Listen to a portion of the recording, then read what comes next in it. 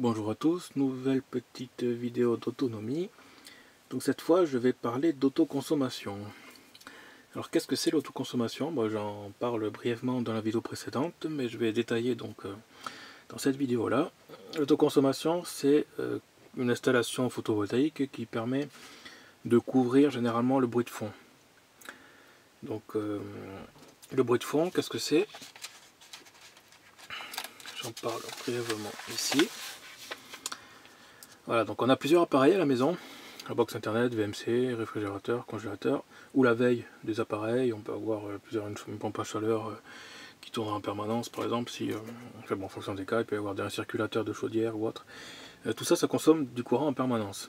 C'est-à-dire, même si on ne s'en sert pas, la box internet, à partir du moment où on va les brancher, voilà, elle va consommer. La VMC, pareil, elle tourne jour et nuit, plus ou moins en fonction du réglage, mais bon, voilà, le frigo, le congèle, eux, ils tournent de manière séquentielle, mais il consomme quand même en permanence toute la journée. Même si c'est coupé, c'est étalé sur toute la journée, donc ça consomme en permanence. Et la veille, pareil, c'est la veille des appareils, donc les télés, tout ça, à partir du moment où il y a une petite lumière qui reste allumée ou un truc comme ça consomme un petit peu. Et donc, voilà, quoi, c'est une perte. De point de vue porte-monnaie, voilà, c'est du courant qui est gaspillé, puisque enfin, pour la veille, c'est du courant gaspillé, pour le reste, non, c'est du courant utilisé, mais dans tous les cas, ça consomme du courant. Donc un système d'autoconsommation sert à couvrir le bruit de fond. Donc en principe on s'arrange pour que ça supprime ça. C'est-à-dire que l'installation va produire du courant pour effacer ça. Donc on a une installation classique, on va dire. On a des panneaux, un onduleur, le tout est branché sur une prise de courant ou sur un 30 milli, enfin sur, on va dire, on a une installation norme avec un coffret DC, AC, tout ça pour gérer tout ça. Et ce qu'on produit, on va le consommer en priorité par la maison, et ensuite le surplus va être envoyé par le secteur ou va être délesté vers un autre système, comme j'en parlais, en fonction de la norme du pays, tout ça. Voilà. Donc si par exemple on consomme 400 watts ici, il faut que les panneaux arrivent, 400 watts de bruit de fond, il faut que les panneaux couvrent au moins 400 watts. Donc on va partir sur plutôt 500 watts de panneaux, parce qu'on n'a jamais le maximum, sauf cas très particulier. On va partir en général sur 500 watts de panneaux. De toute façon, dans l'autoconsommation, en principe, on tourne autour de 500 watts. En général. Parce que bon, le bruit de fond n'est pas non plus beaucoup plus que ça.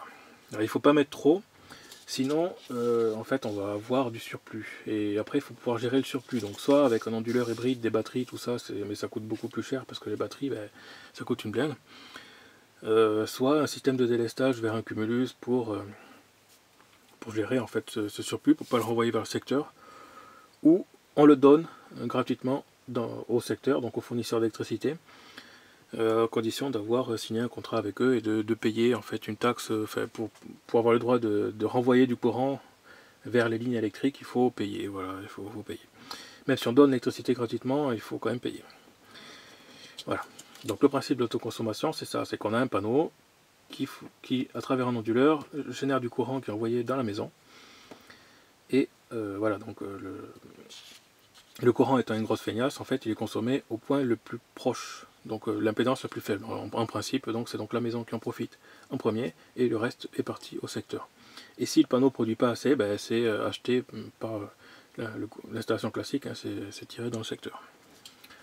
Voilà, donc sur le principe, c'est assez simple. Donc pour couvrir, on s'arrange pour que ça couvre le bruit de fond, bien sûr.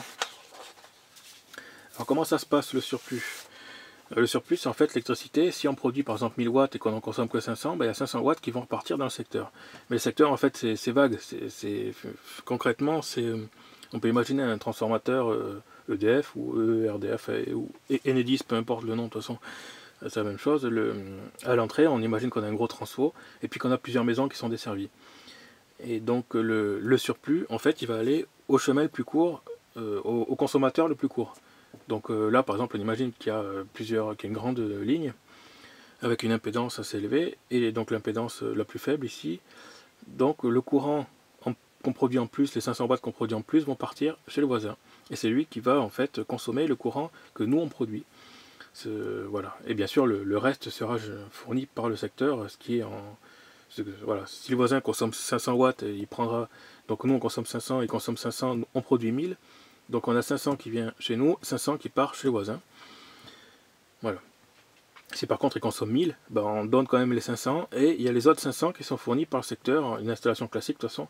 Pour les voisins ça ne change rien d'un point de vue technique, ils n'ont rien à faire de toute façon, c'est voilà, c'est une installation perso, ça ne change rien pour eux. C'est juste que le fonctionnement du courant qui est un peu différent parce que ben, on génère trop de courant par rapport à ce que nous on consomme, donc il part à côté, quoi. S'il y a plusieurs voisins, partira à l'impédance. Donc l'impédance en fait c'est la résistance équivalente en courant alternatif, donc on ne parle pas de résistance à cause de l'alternatif, mais bon je ne vais pas trop détailler, mais en gros voilà, le courant étant une feignasse, ben, il part à l'endroit le plus court, au chemin le plus court en fait. Donc dans ce cas là c'est les voisins, quoi. Si le voisin consomme que 250 et que nous on consomme 500 par rapport à 1000 de produits, ben, ça partira, il y aura encore 250 qui partira chez un autre voisin. Voilà, après c'est réparti, mais c'est automatique, on va dire, on n'a rien à faire dessus, c'est comme ça, quoi. Voilà, donc tout ça pour dire qu'en fait, à partir du moment où on renvoie du courant là, il faut payer, ce que j'expliquais déjà tout à l'heure, il faut payer dans le fournisseur, au fournisseur d'électricité, et lui, donc le voisin va consommer l'électricité que nous on a produit, qu'on a payé en plus pour envoyer ici. Et c'est l'électricité que le fournisseur n'aura pas à fournir, puisque c'est nous qui le fournissons, mais ce sera quand même facturé au fournisseur l'électricité que nous on fournit et que le fournisseur ne fournit pas, quoi, du coup. Et donc en gros c'est voilà, c'est la France, quoi, voilà, c'est ça. Et donc c'est eux qui vont profiter de ce que nous on leur donne gratuitement, enfin bon voilà, bon bref. Donc sur le principe, voilà, c'est comme ça que le surplus est géré en fait, il part au chemin le plus court, autour. Voilà. Et si on n'a pas de voisin, ben, ça repart dans le transfo, et puis bon, après dans la unité achetée, à mon avis, il y a pas mal, enfin, il y a peut-être sûrement des pertes dans le transfo, donc c'est pas sûr que ça remonte suffisamment loin, mais voilà, en général, ça partira au voisin le plus proche. C'est comme ça qu'on gère le surplus. Alors l'onduleur d'autoconsommation, c'est pas un onduleur, voilà, donc ça, c'est pour l'autoconsommation, c'est-à-dire on met les panneaux solaires ici, comme j'ai expliqué dans le schéma de base, je prends le plus simple pour pas embrouiller votre esprit. Voilà, donc on a le panneau solaire qui se branche ici, l'onduleur, et cet onduleur il a une prise secteur ici qui se branche à une prise classique ou à un tableau électrique spécifique si on veut, enfin bon peu importe, après ça dépend des normes, ça dépend de si on veut faire l'installation aux normes ou pas, bien sûr. Je vous encourage bien sûr à faire tout aux normes qui va bien, vous pouvez chercher sur internet, de toute façon c'est expliqué. Voilà, donc cet onduleur là, c'est pas un onduleur informatique, j'en ai déjà parlé, il n'y a pas une batterie. S'il y a une coupure de courant, ben, l'onduleur se coupe. Voilà, il doit se couper. Si l'onduleur n'est pas aux normes, comme celui que j'ai là par exemple, il n'est pas aux normes, on a fait avec ça au début, c'est pas bien, mais bon voilà. S'il n'est pas aux normes, en fait il existe des petits boîtiers qui eux sont aux normes et qui vont couper d'eux-mêmes en fait, qui vont ajouter la fonction de coupure automatique, ils vont l'ajouter devant l'onduleur ici, de telle sorte que en fait ça va ouvrir le circuit et donc mettre en sécurité l'installation derrière, si jamais il n'y a pas de secteur. Donc ça permet de pallier au fait que si par exemple l'onduleur, ben, là dans notre cas il n'est pas aux normes, en ajoutant ce circuit, donc ce système, c'est un système qui se branchera sur le circuit électrique qui sera ici de la maison, en imaginant qu'ici on a le panneau solaire donc, qui est là, qui est branché par ce côté là. Ici on a donc la sortie secteur qui revient ici, mais en fait entre ici et là, il faudra mettre ce petit boîtier de déconnexion qui va couper l'onduleur, enfin qui va couper la ligne si jamais il n'y a pas de secteur. Voilà, c'est une protection qui doit être à la norme, pareil, il faut chercher sur internet. De toute façon pour l'autoconsommation, je vous conseille d'aller voir le GPPEP, groupement de particuliers de producteurs d'électricité photovoltaïque, quelque chose comme ça. C'est très bien expliqué. Moi j'essaie de faire simple pour pas trop noyer, enfin voilà, j'essaie de faire quelque chose pour que tout le monde puisse comprendre. Après ils ont fait des documents bien plus complets, ou voir le forum aussi photovoltaïque, c'est pareil, ils expliquent, voilà, vous aurez les infos de toute façon sur internet, des infos complémentaires si ça vous intéresse. Donc voilà, ça je répète que c'est une installation qui revient la moins chère et qui est, on va dire, qui est rentabilisée le plus rapidement possible, quoi, voilà, en gros. Voilà. Donc il s'agit d'un convertisseur courant continu vers courant alternatif. Il ne fonctionne pas comme un onduleur informatique, il y a pas donc l'installation ne sera pas secourue, sauf si c'est un onduleur hybride. Alors dans ce cas-là, c'est assez particulier parce qu'il y a un système de batterie qui va compenser, donc les batteries, si par exemple on a du surplus, dans ce cas-là, le surplus va pas partir vers le voisin, il va partir vers des batteries, et ensuite la sortie partira vers le consommateur. Donc dans ce cas-là, on n'a plus tout à fait cette installation-là. On a quelque chose, comme j'ai montré, un peu en site isolé, ici, tout à l'heure, enfin dans la vidéo précédente. Voilà, qui fait ce bloc-là. Donc l'onduleur hybride, il prend en compte ça. Et donc à ce moment-là, en principe, si on utilise ce genre d'onduleur-là, on a une partie qui est secourue. Donc en fait, on a deux circuits électriques en 220, ou en 240, ou en 110, enfin peu importe. Et donc, deux circuits en parallèle, il y en a un qui sera secouru, l'autre non. Mais ça, c'est assez particulier, c'est l'onduleur hybride, c'est bon, autre chose, quoi. Donc je ne vais pas trop détailler dans cette vidéo non plus, sinon ça commence à faire long. Voilà, donc il se synchronise sur le réseau électrique, c'est-à-dire le secteur, hein, il a besoin de secteur. S'il y a coupure de courant, l'onduleur se coupe. Donc c'est ce que j'expliquais, si pas de secteur, pas de courant, ou voilà, si l'onduleur n'est pas prévu pour qu'il y ait vraiment bas de gamme, il faut ajouter cette fonction de découplage exprès pour que ça coupe physiquement le circuit. Hein. Il doit y avoir un système de double relais, il me semble, donc un relais électronique, un relais statique, enfin c'est pareil, un relais électromécanique, un électrique, il me semble. Bon, bref. Voilà. Donc il faut que ça respecte les normes dans le pays. Bon, ça dépendra du pays. Voilà, mais de toute façon, tout ça, vous trouverez facilement des informations, si ça vous intéresse, informations plus détaillées sur Internet. Mais je ne vais pas trop en parler parce que c'est quand même un point assez sensible. Mais bon, c'est important de toute façon, puis en fonction du pays. Et puis vu que ça évolue en fonction, voilà, ça évolue au fil du temps, donc je peux pas trop non plus. Voilà. Donc un onduleur, voilà, donc ça c'est un onduleur d'autoconsommation. La plage d'entrée, on a la tension d'entrée ici entre 22 et 60 volts. Donc en général, un panneau solaire, il y a une certaine plage de fonctionnement en fonction du courant qu'on tire, tout ça, et la tension à vide. Donc il faut que la tension à vide déjà soit dans cette plage-là, la tension du panneau à vide soit dans cette plage-là pour pas le cramer. Il ne faut pas que ça soit trop haute, sinon ça va cramer. Si elle est trop basse, l'onduleur ne démarrera pas parce qu'en fait on ne sera pas dans la. Ça c'est la tension minimale de fonctionnement, tension maximale, donc il faut que le panneau solaire se trouve dans cette gamme voilà, de fonctionnement de l'onduleur. Et en sortie, en fait, on a une plage de tension assez importante, mais en fait, c'est simplement parce que l'onduleur va s'adapter au courant qui rentre. C'est-à-dire, il va mesurer la tension qui est ici, il va régénérer la même. En fait, il va ajouter la tension par-dessus le secteur. D'un point de vue électronique, et puis de toute façon électrique, c'est comme ça que ça fonctionne en fait. Ce genre d'onduleur, il injecte par-dessus le secteur. C'est-à-dire qu'en fait, le secteur, c'est une sinusoïde. Il faut imaginer que cet onduleur, il va se synchroniser sur cette sinusoïde et ajouter la tension par-dessus. Et donc, dans un circuit électrique, de toute façon, c'est celui qui a la tension la plus haute qui fournit le courant. Ensuite, si on atteint sa limite, la tension chute, du coup, c'est l'autre qui fournit. Donc, voilà, donc l'onduleur, en fait, il va ajouter du courant par-dessus le secteur. Et donc monter jusqu'à une certaine tension. Donc après, ils ont une certaine plage de fonctionnement en fréquence et en tension. De telle sorte que si jamais on décale en fréquence, par exemple si le fournisseur d'électricité met un groupe électrogène, normalement la fréquence va varier légèrement de telle sorte que l'onduleur ne va pas se mettre en marche. Il verra quand même la tension, mais par contre la fréquence ne sera pas la bonne, donc l'onduleur va rester éteint. C'est pareil, c'est une protection parce que si on met un groupe électrogène à la place ici, il risque de ne pas apprécier. Si sa sortie est ondulée de manière électronique, tout ça, ça va merder parce que c'est pas prévu pour. Voilà, il va pas aimer qu'on lui renvoie du courant dedans. En fait, si on met un groupe électrogène là, cet onduleur là, il faut qu'il soit quand même coupé, parce que s'il renvoie du courant, il y a un risque. Alors après, ça dépend des onduleurs. Sur certains, ça pourrait fonctionner pareil. Ici, on a un onduleur, donc lui c'est pareil, c'est un onduleur, mais sauf que c'est en site isolé, donc lui il est tout seul. C'est-à-dire si on met des batteries ici et qu'on l'allume, on va avoir du courant ici. Même s'il n'y a pas de secteur, parce qu'en fait lui, à la limite, il peut remplacer le secteur. On peut imaginer que dans une installation en autonomie, on remplace le secteur avec ça.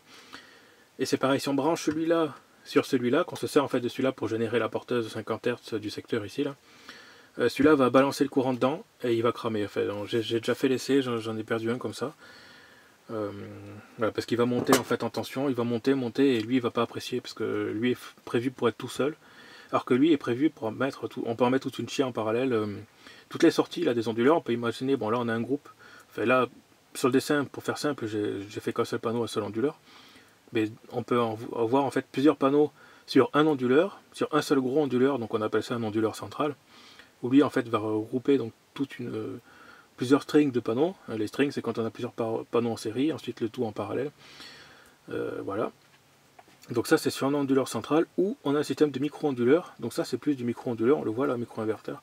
C'est en fait, on met un onduleur par panneau.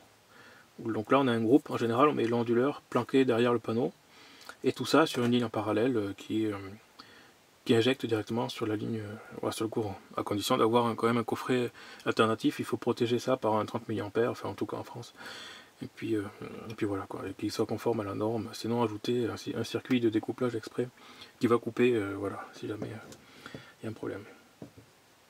Donc voilà, donc soit un micro-onduleur comme ça derrière chaque panneau, ou soit tous les panneaux reliés ensemble avec des câbles qui descendent, et un gros onduleur central qui gérera ça. Ou un onduleur hybride qui, mais bon c'est encore autre chose. Voilà, donc je voudrais pas trop pas m'attarder dessus, mais voilà, l'onduleur hybride fonctionnera aussi comme ça avec l'arrivée en tant qu'un seul gros onduleur en fait. Il y aura un onduleur central, ce sera l'hybride qui récupérera tous les panneaux. Voilà. Voilà, je pense que j'ai fait le tour. Donc voilà, tout ça pour dire que ce genre d'installation, en fait, on s'arrange pour supprimer le bruit de fond. C'est-à-dire que tout ce qui consomme toute la journée, dès qu'il y a du soleil, dès qu'il y a suffisamment de soleil, on va dire, on ne paiera plus l'utilisation de ces appareils-là, qui vivent en fait toute la journée. Qu'on soit là ou pas, le frigo, le congèle, tout ça, ça consomme. La VMC, pareil, on ne va pas la couper en partant. Il y a que la box internet à la limite, et la veille des appareils, si on est un peu éco, voilà, si on est un peu écolo, on va le couper. Mais sinon, les autres appareils, non, la VMC, il faut qu'elle tourne pour l'humidité, puis renouveler l'air. Frigo, congèle, c'est pareil, si on débranche, c'est pas... Donc voilà, ça reste en permanence. Et donc le but, surtout de ce système, c'est de supprimer la consommation la journée, on va dire, quand on a du soleil, quoi. Voilà. Donc bien sûr, renseignez-vous sur internet, il y a pas mal d'informations. Donc le GPPEP, par exemple, vous pouvez adhérer pour et avoir toutes les informations sur leur site, même sans adhérer, vous pouvez quand même accéder à toutes les infos de toute façon. Mais voilà. Et si jamais vous avez des problèmes, parce que de toute façon il y a pas mal en fait d'arnaques dans ce genre de choses, allez les voir aussi, pareil. Allez faire les forums. Il y a beaucoup de monde qui s'est fait arnaquer pour des installations comme ça, où ça a été vendu hors de prix avec un crédit, et en fait c'était soi-disant un devis enfin, c'est même pas un devis, c'était une étude qui a été signée, sauf qu'en fait c'était un devis caché qui est dans l'étude. En fait c'est des charognards, quoi. Il y a pas mal de commerciaux, des pourritures qui vont chez les gens pour leur vendre du rêve, et qui vendent ça très très cher avec des crédits affectés, et les gens en fait ils se font avoir parce que ils signent pour soi-disant une étude seulement, donc qui engage à rien, sauf qu'en fait c'est un devis qui est signé avec une demande de crédit, tout ça, et ça coûte super cher pour... voilà, donc il y a plein d'arnaques comme ça. Faites très attention. Si on vous démarche à domicile, surtout faites très attention. Pareil dans les foires de Bordeaux par exemple, ou même d'autres foires, il y a pas mal de charognards pareil qui en profitent, parce que les gens connaissent pas trop. Donc c'est pour ça que j'en parle à la fin de la vidéo. J'aurais peut-être dû en parler au début, mais voilà, enfin, je tenais quand même à en parler pour prévenir. Faites attention. Le mieux c'est de regarder sur internet. Vous faites les démarches vous-même. C'est mieux que si un commercial vient à la maison, où là il y a une grande probabilité pour que ce soit une pourriture. Donc faites sur internet, regardez Insoco par exemple, INSOCO, Insoco. C'est normalement une liste de personnes qui sont sérieuses, on va dire, pour faire ce genre d'installation là. Mais bon, de toute façon, regardez sur internet, renseignez-vous, surtout avant de signer quoi que ce soit, même si c'est soi-disant une étude. Ça peut être en fait un devis caché, et là après c'est voilà quoi, c'est perdu quoi, c'est une grosse somme d'argent en jeu. Il y en a qui vendent ça super cher alors que ça coûte pas tellement cher. Voilà. Donc, faites attention, et puis voilà, vérifiez bien que tout est aux normes, que tout est bon quoi, pas avoir de problème. Voilà pour cette petite vidéo. À plus.